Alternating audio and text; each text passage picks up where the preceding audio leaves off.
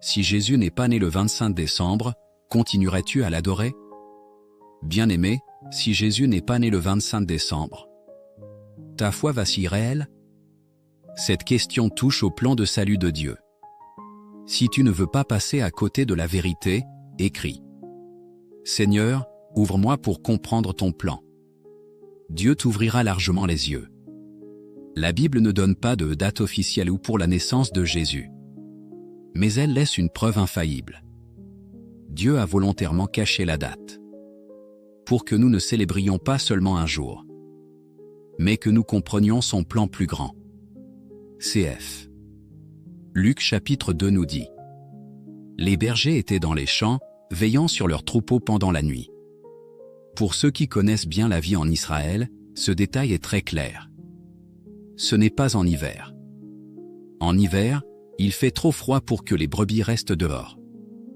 Et les bergers ne veillent pas la nuit.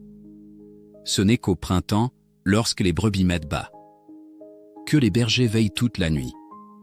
Et la saison de naissance des agneaux, le printemps, est exactement la période de la naissance de Jésus.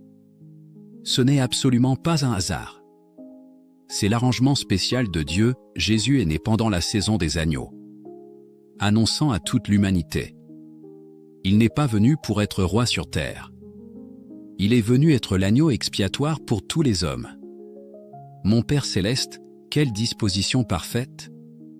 Depuis le moment où Jésus est né, le plan de salut à travers la croix était déjà prévu.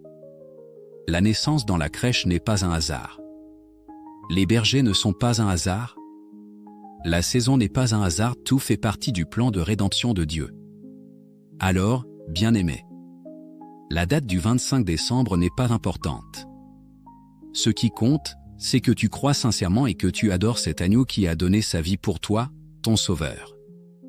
Si la sagesse de Dieu t'a frappé, écris dans les commentaires: Seigneur, je t'adore. Et partage ce message incroyable avec d'autres frères et sœurs pour les rappeler aussi.